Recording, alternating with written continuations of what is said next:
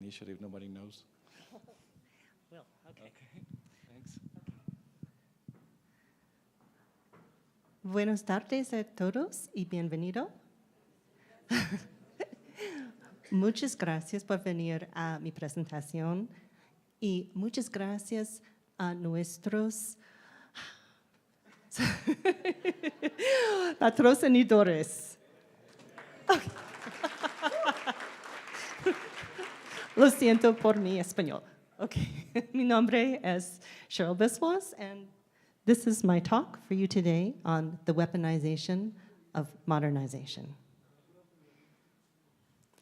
So, thanks to Taz, you now know all you need to know about strategic threat intelligence. I am a strategic threat intel analyst with a major bank in Canada. To say I love my job is an understatement. I eat, breathe, and live threat intelligence, and now you can see why. I'm also very proud to be a founding member of the Diana Initiative. Now, this is going to be our third year, and it is a conference that champions and encourages diversity and women in security. We hold it during Hacker Summer Camp in Las Vegas, and we welcome everybody to come be a part of it. And you can find us online. I'll have further details on my follow-up slides. Okay, so I have to give the obligatory disclaimer.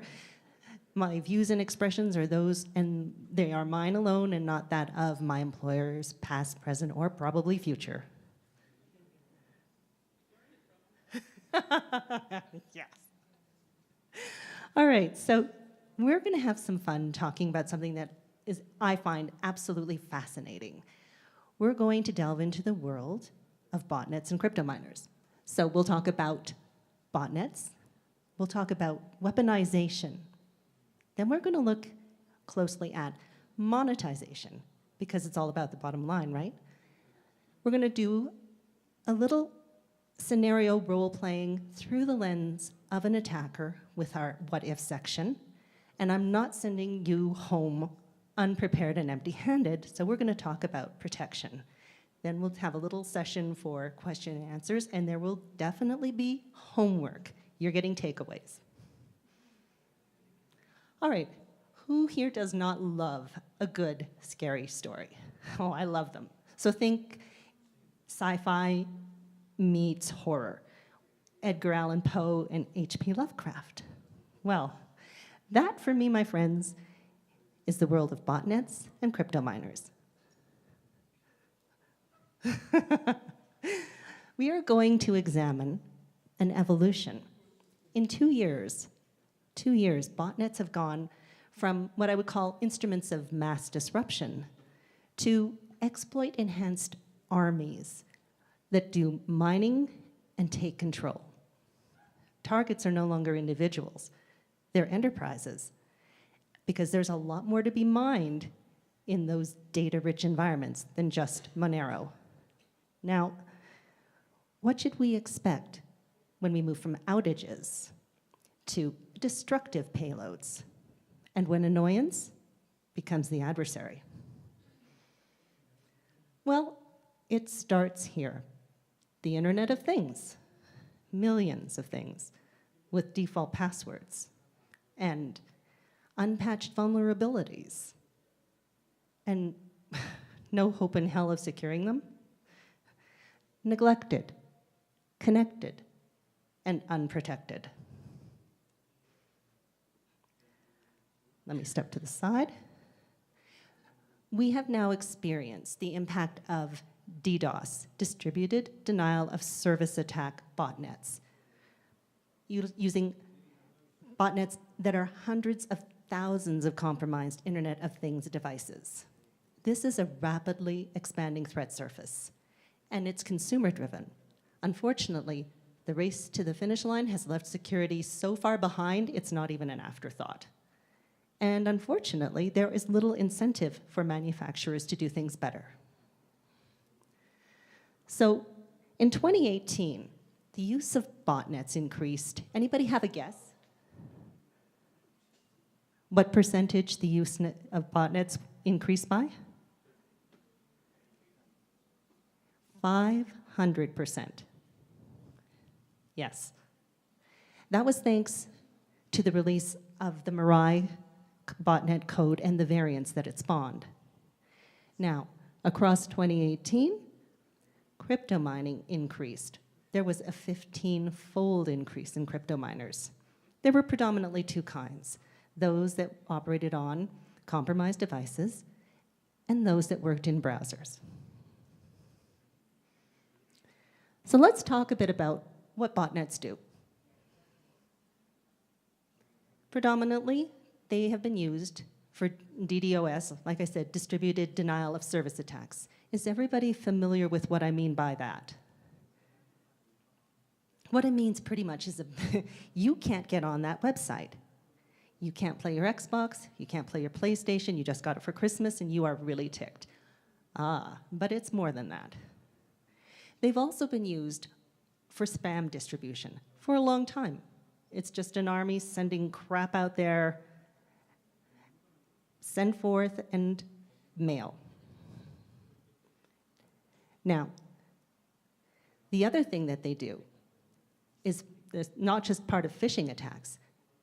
They have evolved to have other capabilities.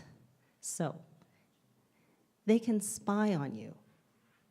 They can raid your corporate data, your sensitive data that you are responsible for. This is what's important to you and your enterprises.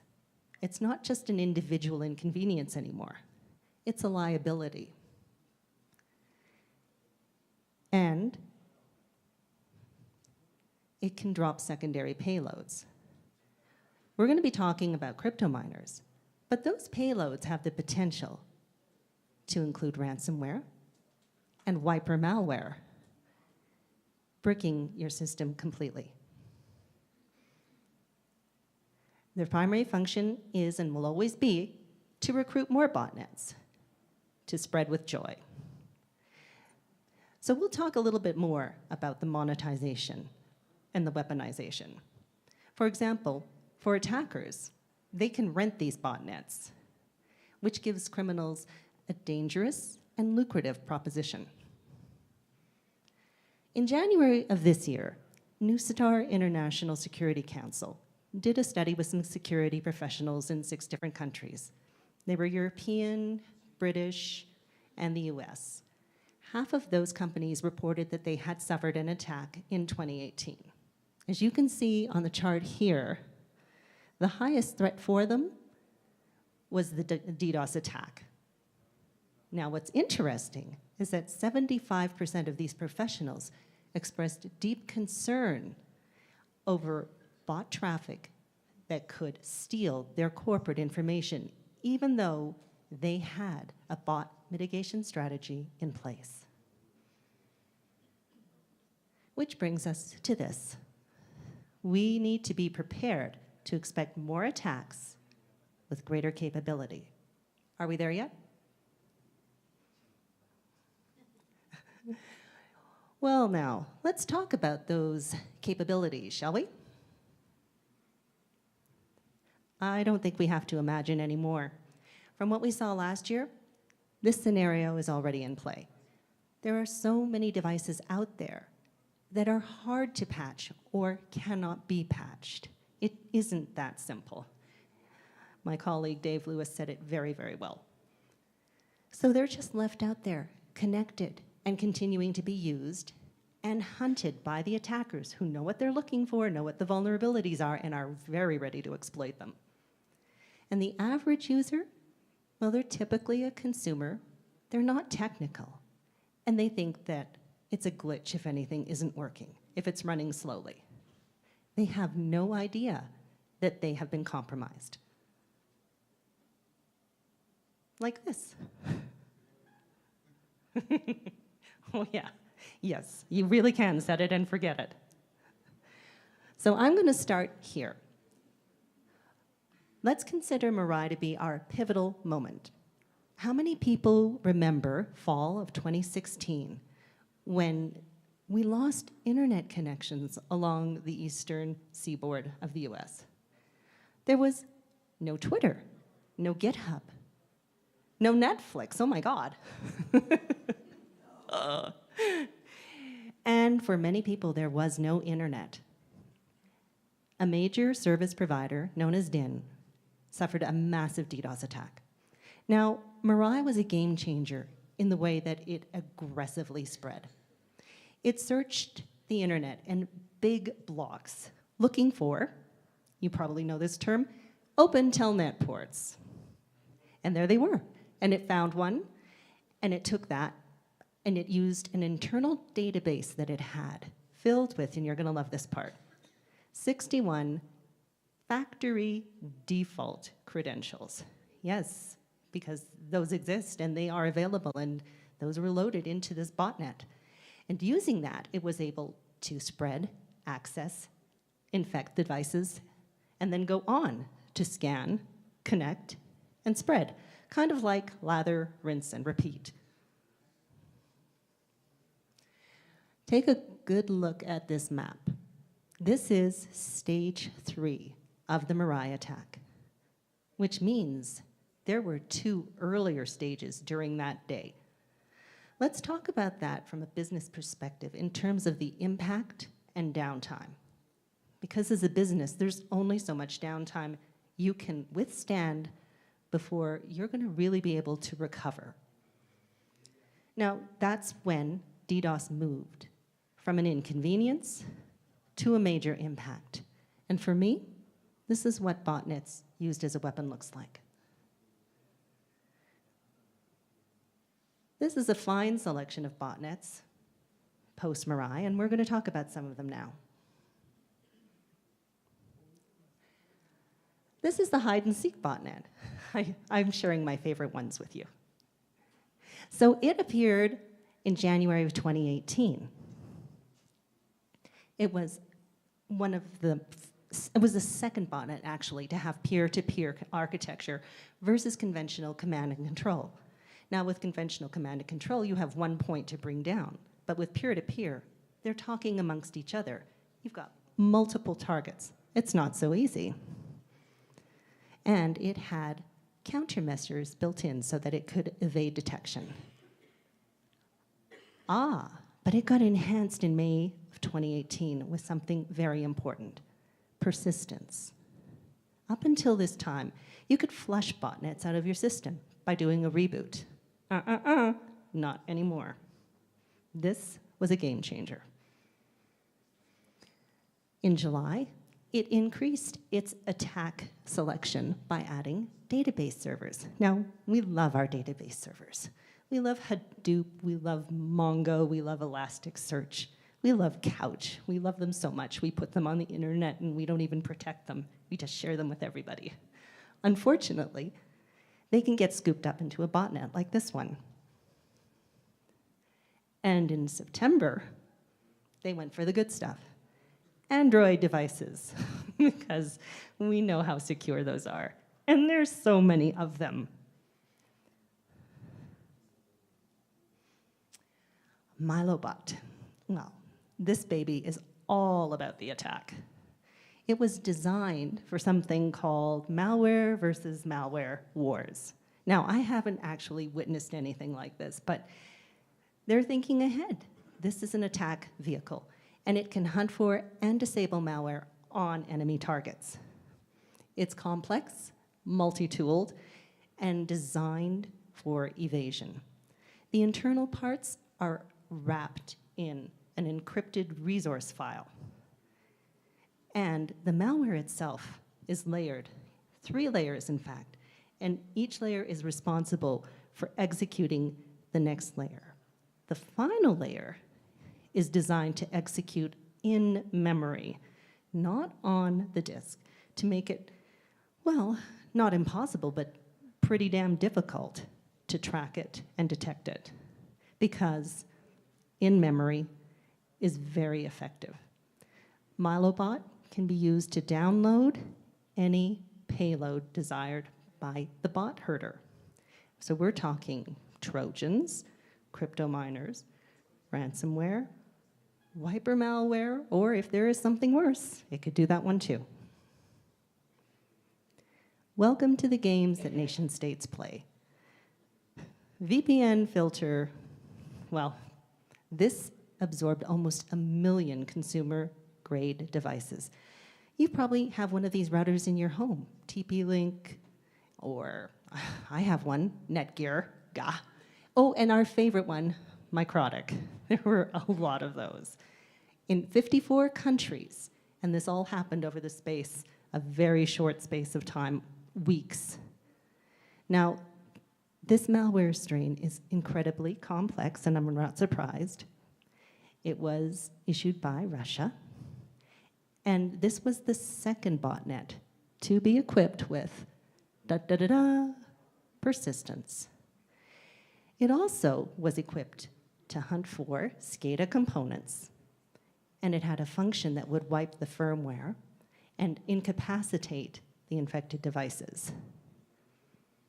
Now, Cisco Talos, is anybody familiar with Cisco Talos?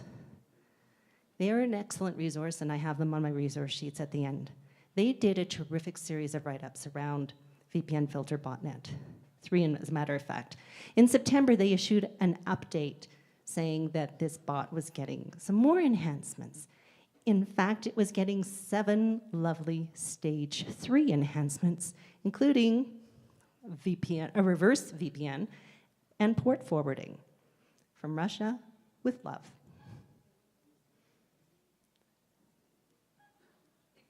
Now, Tori, well, we could consider this the latest evolution in weaponized botnet experiments. What's interesting about it is the wide range of CPU architectures available. This is a hallmark of Mirai variants, but this one was particularly numerous. It was perhaps the broadest range of platforms available. It will go in, determine what's running, look for previous versions of itself and wipe those out, and it uses 6 methods to ensure that it gets connected and stays connected. Yes, it too has persistence. And nobody knows what it was meant for. Expect the unexpected. So let's talk about something that we should be concerned about, because there's so many of them. Weaponized smartphones. So we've got millions, probably billions of endpoints that can be connected and infected to spread. How many people here actually use Android as their smartphone? Show of hands? It is very popular worldwide. In 2017, Apple sold about 216 million iPhones. You want to know how many Androids were sold that year? Throw me out a number. A billion? 1.24 billion. Yeah, it was a good choice on the attacker's part. Okay, so Wirex botnet appeared in 2017 and introduced a new threat, weaponizing smartphones. And it could take them into a botnet if the phone was just turned on.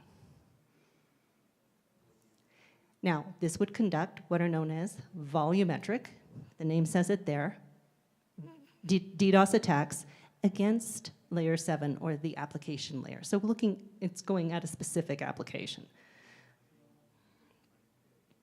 And what's important here is that many critical components are left unprotected based on the assumption that attacks will stop at the internet edge.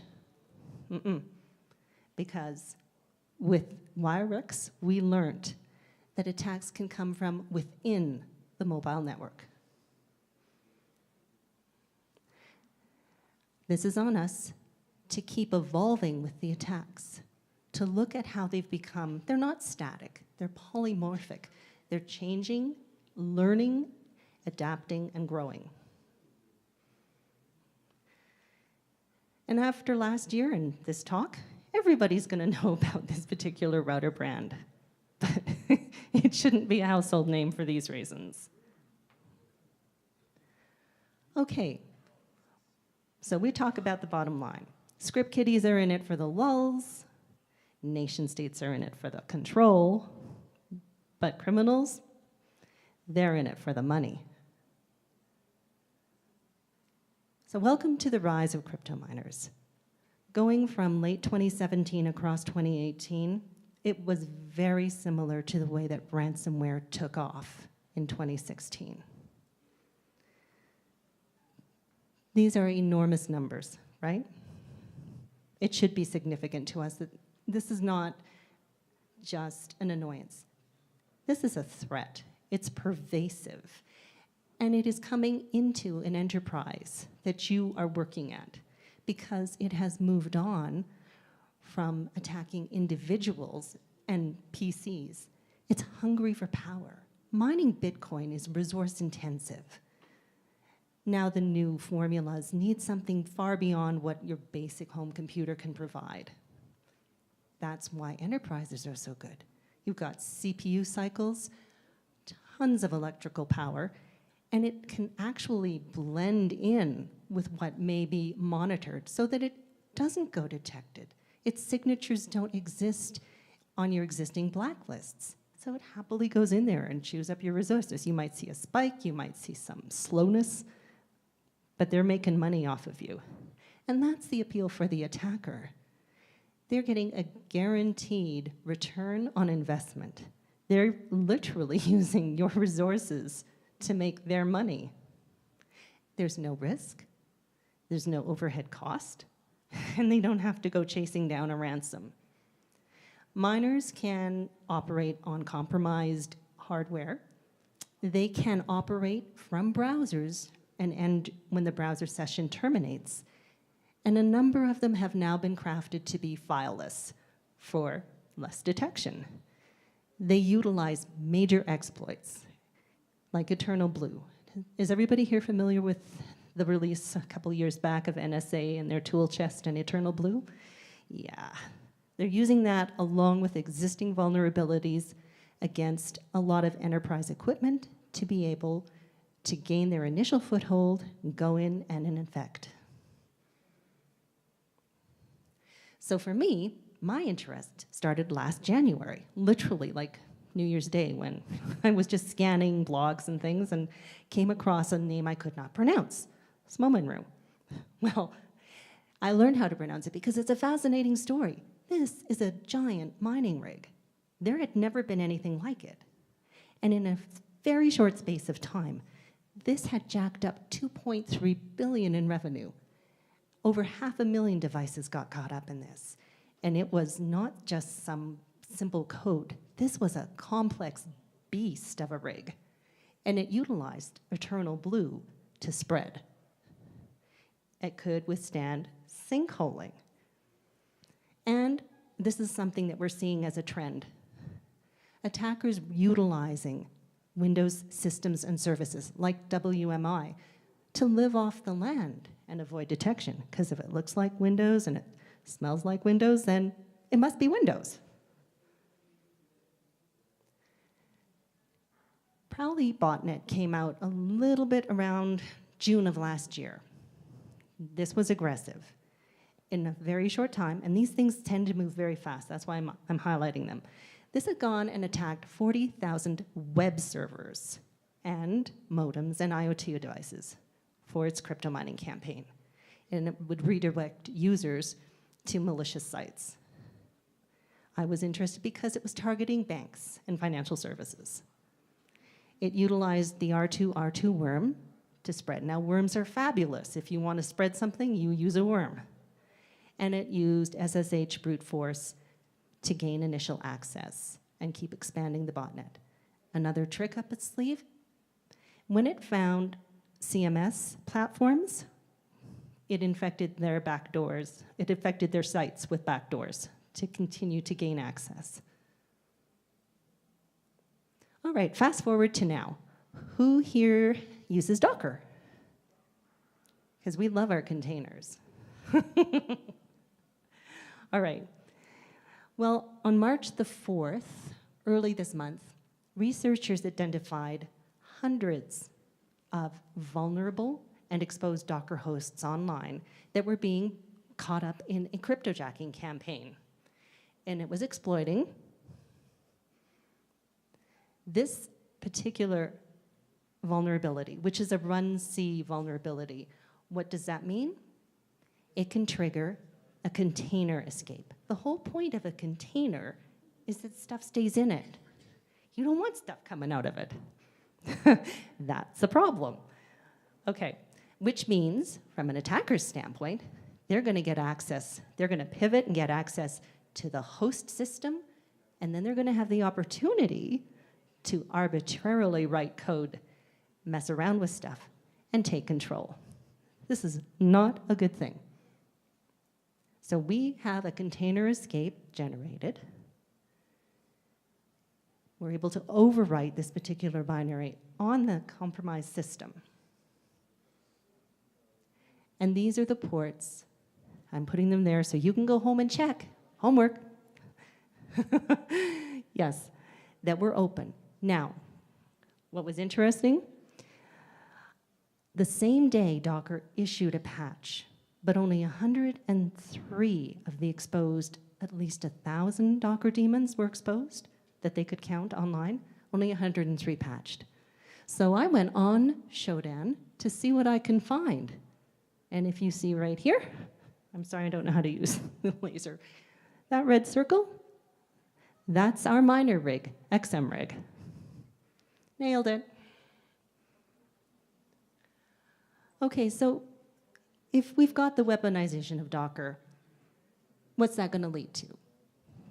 More attacks with masked IPs? Yes, it could become part of a botnet. Your container could become part of a botnet.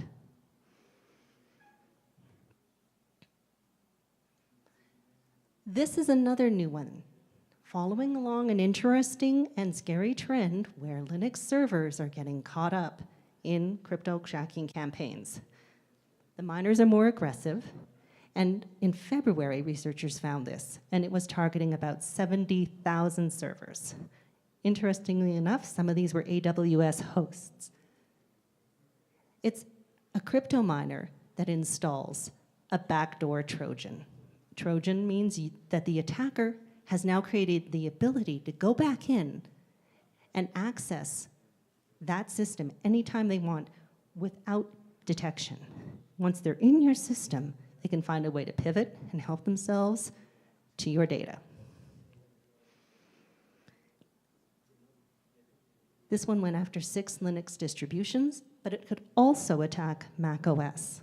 And this is why it's important for you, it attacked, the targets were predominantly in Asia and across South America, and then it was headed north to the US.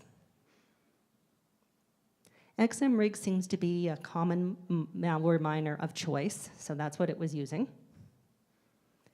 And it had persistence.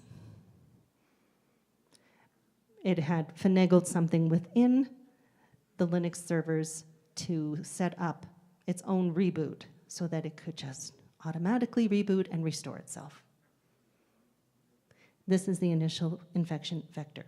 So like Dave pointed out, the onus is on us to be tracking these CVEs, these enterprise-level vulnerabilities, because the attackers certainly know what they are, and they're hunting for the ones that are exposed and unpatched. Oh, and the other fun part? None of VirusTotal's engines detected this as malware. A lot of crypto miners are not detectable. It gained remote code execution utilizing this range of vulnerabilities that are documented. And we're seeing a lot of remote code execution vulnerabilities being used for just this purpose. So 2 days ago, another miner was found. This one is PS Miner. It's interesting because it reflects living off the land again, utilizing Windows. And in this case, we talked about compromised databases and servers. Who here uses Elasticsearch? Because it's very popular. And Hadoop, PHP. Does anybody here use PHP? Yeah, okay. Oracle WebLogic. Yeah, these have known vulnerabilities, and they're leveraging the most current ones, but they're also leveraging the older ones that didn't get patched because the priority ones got patched first, because it takes time. Spreads by this particular worm. And yes, we're familiar that PowerShell is being utilized by attackers. It's spread now into cryptojacking, and you can look for malicious PowerShell scripts in indicators of compromise that are written up by security researchers on the blogs. Interesting thing, again, knowing enough about how Windows operating system works to be able to get it to set up a service for you, and it's surprisingly easy to do this, so that it would relaunch every 10 minutes, which leads to persistence.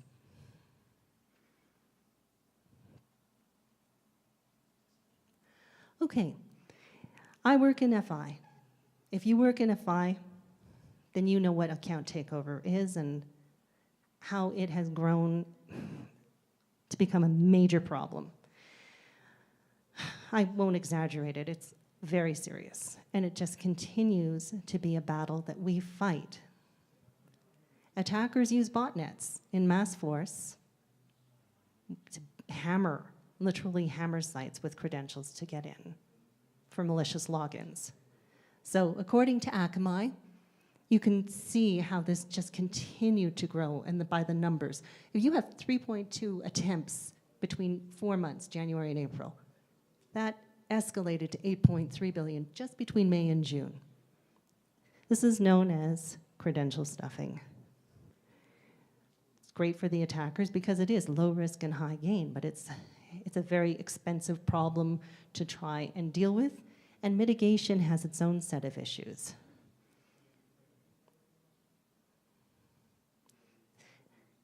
This is what a credential stuffing or account takeover attack can look like. It's similar to what a DDoS attack would look like in terms of those spikes, but that's over just a period of hours. And the intent behind it is much worse than just incapacitating your system briefly. So if we want to address it, mitigation can impact user experience, and users don't want to have a problem when they're accessing their account. They expect you to be online and available when they need to use you. Botnets have learned to respond to our challenge, and they are going for the low and slow attack. That lets them stay in the game and go after multiple targets rather than hammering on the door so hard. Well, it isn't a day in FI if it isn't accompanied with reports of one Trojan or another. And like red wine with a good steak, botnets accompany Trojans very well. These are some of our most common issues. Emotet has been steadily on the rise. It is pervasive, and it accounts for well over 50% of banking malware detected. It's become pretty much a full-service operation, and it enables attackers to use it to drop other payloads. It's also gone on to spawn Quackbot, which targets brokerages and FI as well, and utilizes PowerShell and Mimikatz. The Dark Cloud botnet partnered with the Gozi Bank Trojan. Dark Cloud was interesting because it used an army of devices to change up the DNS, the domain name server, every few minutes. That made it very hard to track down. Neckers has been around for a long time. It's a well-established botnet. But last year, it did a very interesting pivot back towards FI, targeted about 2,700 banks with a massive email spam campaign. And the payload was the flawed Amy rat. I'm going to take you for a quick walk through King Miner.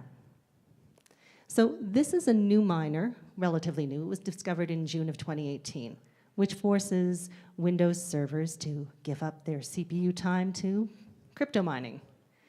There were, as you can see, 2 updates already by November. It uses obfuscation. It modifies the standard XMRig coin miner, and it has multiple test registry keys. Researchers have found a variety of placeholders in it, which leads them to believe that bigger and better things are in store for this particular miner.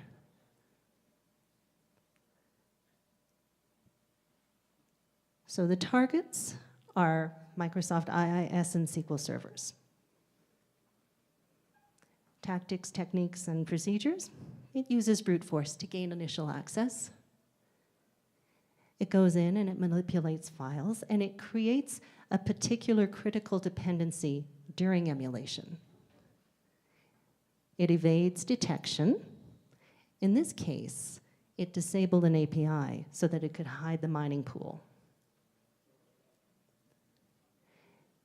And like most other advanced miners, it's very good. It's equipped with full-on evasion techniques.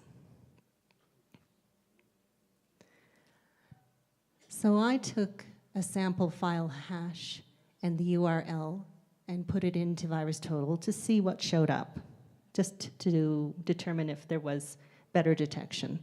But no, as you can see from the numbers on this, 19 out of 70 were able to detect, and 10 out of 67. So monetization definitely drives innovation in this field. Attackers are seeking advantage wherever they can find it. And we're looking at Ankit Anubhav is somebody I follow on Twitter, and he has very good reporting on botnets and developments. This is what we need to be paying attention for in terms of evolution. What are they putting together? Because they're going to try something that we weren't expecting.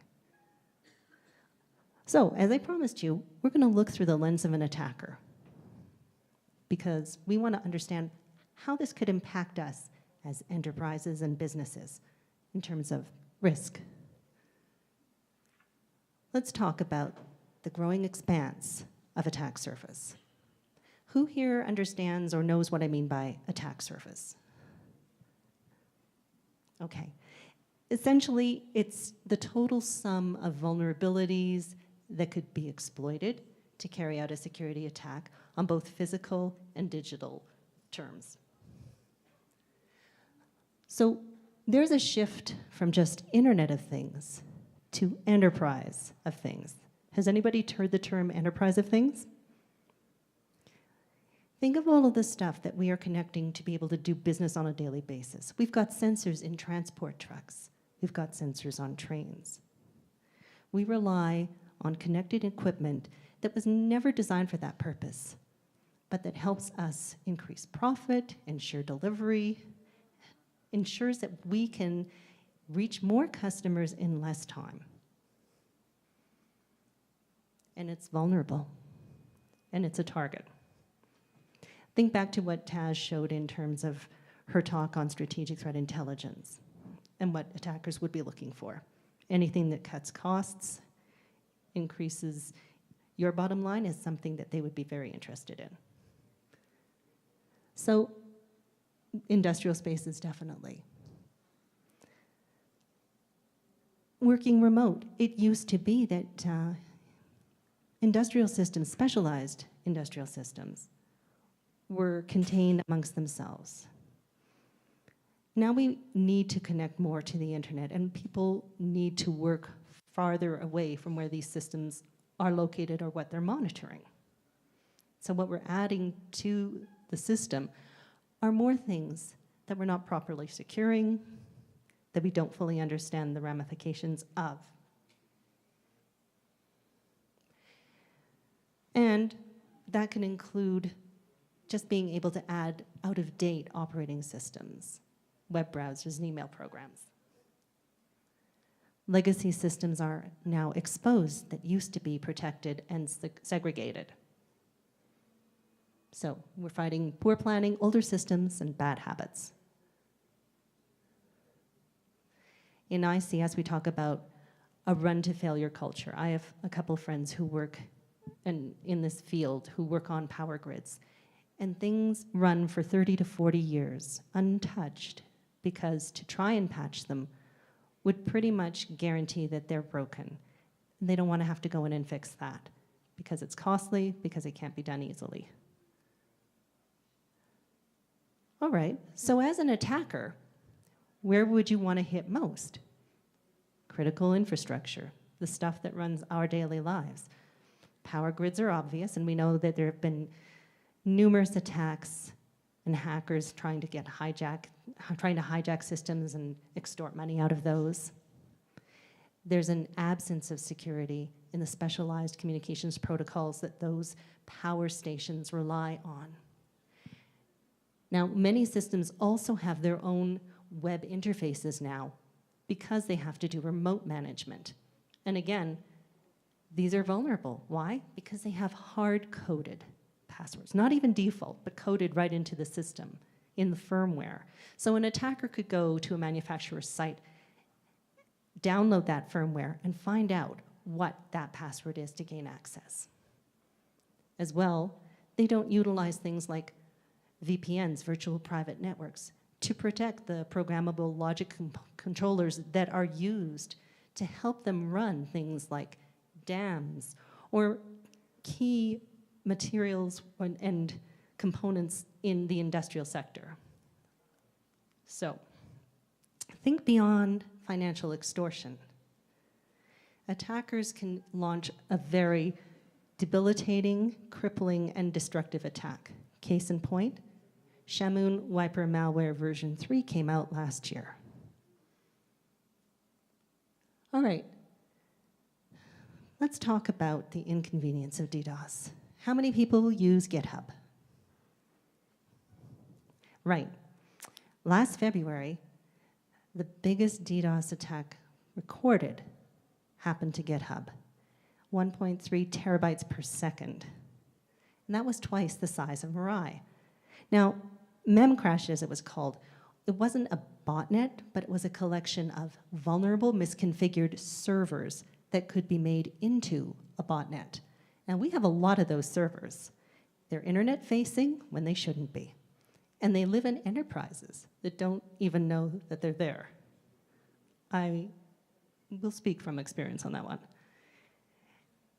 And recently, because I've had to track this, there have been massive databases left exposed and unsecured online, found and reported by numerous security researchers. These databases contain millions of records. Some of them are PII, some of them are financial. All of them can be used by an attacker. So, I will say this, ignorance is no excuse. It's an invitation to exploitation. Let's talk briefly about attack types. There are volumetric attacks, where size matters, and they're typically using UDP, which is a connectionless protocol. Protocol attacks go after specific hardware that you'll have on your network system, like load balancers, or web servers, or firewalls. In each case, they hammer the system enough to exhaust the resources and block access to the site. We talked briefly about layer 7 or application attacks. These go after a specific application or a server, and again, the intent is to exhaust resources. These are hard to detect because the requests mimic legitimate requests. This is one you may want to be more aware of, reflection attacks. So the attacker will spoof an ID and then reflect it onto a third party to throw you off so that you don't know who they are. These are often combined with amplification attacks that will boost the amount of requests being made. Amplification attacks only occur in conjunction with a reflection attack. And they again use the connectionless or UDP protocol because it doesn't validate the source IP. Let's talk about a perfect storm with Android. You may want to take your picture out because you should be concerned. This came out last summer, and there were warnings about port 5555 being exposed, and that Android devices were not secured against an ADB miner worm that could go target that and then infect it. And yes, there's a Metasploit module out for this. Okay, so quick run through.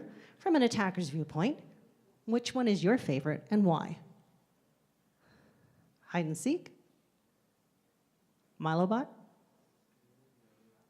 VPN filter? All the toys. Ah, I didn't tell you about Zealot. Or Torai.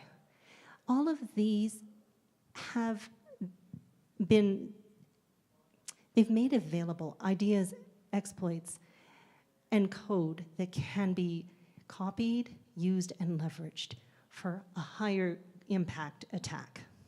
That's why this matters. It's not just going to sit with them as they rest. So these are a few talks about the next big thing, hive nets. I don't like bees. I hate the thought of a swarm of intelligent self-learning devices that teach each other.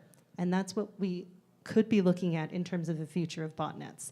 They have the ability to grow exponentially because they can simultaneously attack multiple victims. And there's concerns over their impact for 5G. We know that attackers are utilizing botnets and miners to drop damaging payloads. They're using multiple exploits, grouping them together. And these can bypass internet filtering. All right, so what do you get when you combine unpatched vulnerabilities, existing nation-state exploits, millions of enslavable, inherently unsecure devices, and self-propagating malware? And you can use time delay. You can evade notice, and you can make less noise. What if you could leverage multiple attack methods across a variety of platforms? Establish persistence, and you could automate that. Well, the source codes and tutorials are all out there. You can find anything on YouTube. Now, if you want to upgrade your source code, there's Mirai, and there's Satori, and there's a very nasty one known as Sora. I'll just leave you with that. Okay, I promised you're not going home empty-handed and unprepared. We've heard some excellent talks that reminded us of how we can do the basics even better and what we can do now. So I've got homework for you. Here's some action items. Here's some ports that you should make a list of and you should watch, because we know they're being used by botnets and potentially miners. This one is definitely being used by miners for remote management. Have you done what you can with what you have? It's time to do an inventory, asset as well as vulnerability. We talked about the value of hardening your systems and looking at locking down PowerShell. You can have it, but you can limit it. It keeps coming back to knowing what you've got and what's exposed online and how it's vulnerable through that exposure.